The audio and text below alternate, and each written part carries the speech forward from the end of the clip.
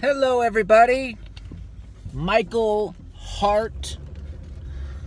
Today I was gonna speak a little bit about balance. It's a very important subject. It's very important to learn balance, and this also means you need to learn humility, because a perfectly balanced person isn't just an intuitive type or a sensing type. If you're an intuitive type, you need to balance sensing. If you're over-intuitive, you're not a developed person. So don't get caught up in this BS of, I'm an intuitive and I don't have to grow and work on my weak SE or SI. I'm perfect the way I am. I don't have any flaws. How dare you suggest I have flaws? So don't be insecure and weak. You know, that's a very insecure and weak thing to do, to say you don't have any flaws. So yeah, you're an undeveloped person if you are, which, you know, everyone's undeveloped. There's nothing wrong with being undeveloped, but there is something wrong with thinking you aren't undeveloped. There is something wrong with that, I think, because that is false. You are living in denial. You're living with a false belief. So, for example, let's say you were raised with one parent. A lot of kids nowadays are raised by one parent. Usually you will have just one. Well, if you're raised by one parent, that means you only have one preference that you're being raised by. So if your parent was a thinking type, for example, let's say you were raised by a single father. Most men are thinking types, or it's like 70%. And if you didn't have that feeling influence around, you could be overly thinky. That's the scientific word for it, overly thinky. So you get my point, though. If you didn't have enough of that feeling influence, you can be overly, cold and detached when it comes to, making decisions and things like that. You don't have enough of a feeling influence. You need to have a balance. It's very important for thinking types to have that balance, because they can become like tyrants if they don't have it. Feeling types can also, in their own way, become like tyrants. But, yeah, feeling types also need a thinking balance. Like, feeling types who are raised by a single feeling type, that it's the same thing. They're not going to have enough thinking influence. They're not, and generally not going to value logic at all, and not even see the point of it. So it's really important to have that balance. To have, they used to say, they still say, it's good to have both parents in the home, and that's it's not an opinion. It's an inarguable fact that it's better for the child to have a mother and father in the home. Now, this obviously there's exceptions, like when the father's a piece of crap and you don't want him in the home. That or the mother, So I'm not saying every individual parent needs to be around their kid if they're like abusive or something. I'm saying,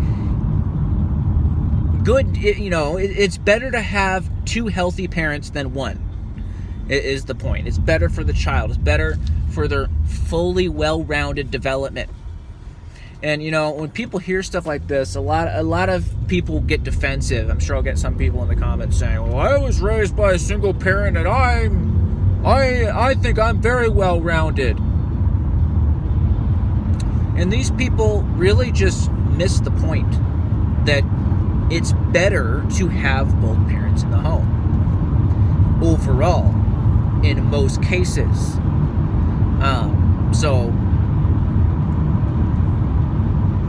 But yeah, some people just really don't like to admit that they have things to work on. They have, in fact, it's actually amazing to me how many people live their lives that way.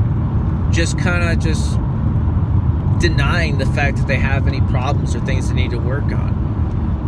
just because it's so alien to me. I don't know if it's because I had influences as a child at such a young age that said it's so important to pinpoint your weaknesses so you can strengthen them. I don't know if it's that, if it's my personality or what, but, you know, most people really don't like to admit their weaknesses. They just kind of live in denial, and anyone who's not like them is a bad person, you know, like pretty much every single one of my family members who's still alive is that way. They basically see anyone who thinks differently than them as a bad person. I don't know, it's just, that kind of stuff's so weird to me. Thirsty. Anyway, so yeah, balance is important, guys. It's very important for development, to develop your other side. Every single person is just a fraction of what they could be. Having a type, all that means is your preference. Having a type, that basically just means that you're a fraction of what you could be. That's what a type is. It means you are strong in some areas and weak in others. So basically your personality type is an admission that you are weak in many areas. Just identifying your type. And some people for some reason don't think about that, but that's really what you're saying when you're talking about types, is I'm weak in this area. You know, and you should really be looking at it that way, I think. I don't see what's so threatening about it. It's just, you know, I think it's fun. I think it's fun to improve as a person. I don't see it as a negative thing at all. You know, I don't understand the fear of pointing out weaknesses, or, you know, identifying your weak spots. I think it's fun. Who wouldn't want to improve themselves? Like isn't that the whole point? I mean, I just don't get it. What's the point of, like, not, I don't know, whatever. Anyway, balance is the key to life. Balance is very important. Like, one example too is whenever I talk about strengths of certain types, like I said, one of an NF's superpowers is quickness of understanding. It just doesn't mean that every NF is going to understand everything quicker than every NT or SP or SJ. That's not what that means. People come in and, like, people come up on the comments of that video like, hey, I understand things quickly too, but I'm not an NF. Wait, I am special too. Oh, see me. Can you see me? Validate me. But I'm special too. Why aren't you acknowledging that I can do everything? Why aren't you acknowledging that I'm perfect? I'm perfect. I'm flawless. My mommy told me so. Hug me, mommy. Tell me I'm perfect. Tell me I have no flaws.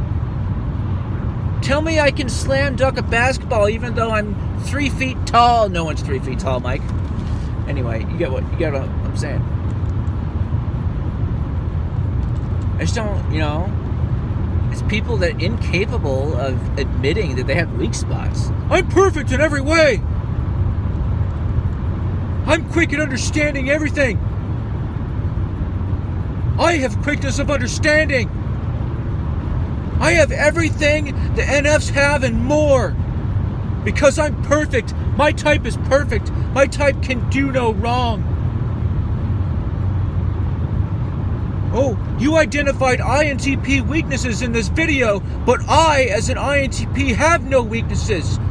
So I know I don't relate with this video because you talked about INTP weaknesses, which I have done. All other INTPs have these weaknesses except for me.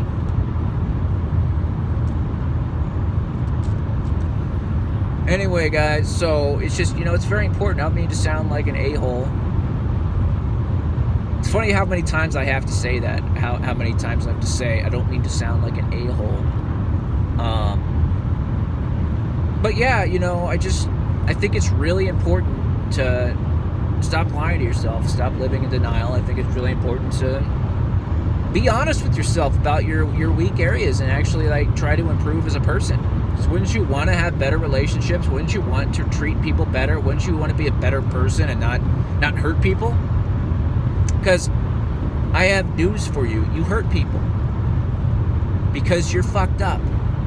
Because you're human. Because you're a human being and you're fucked up. That's why you hurt people. Whether you want to believe it or not, or are willing, you're not willing to believe it maybe. Many people aren't.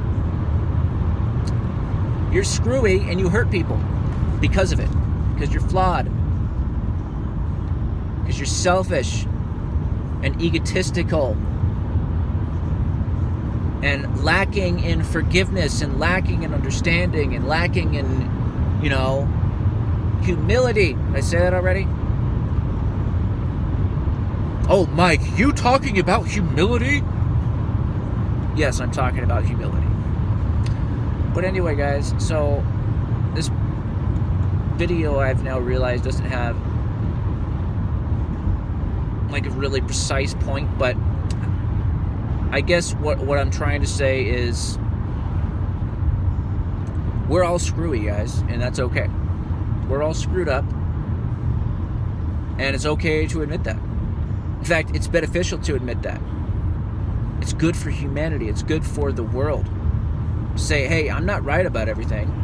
That person sees things differently than me, and maybe it's because people just see the world differently, and not because I'm better than them, but just because people see things differently. Maybe they're not automatically a bad person for disagreeing with me or seeing the world differently than me. And, so yeah, guys, thanks for watching.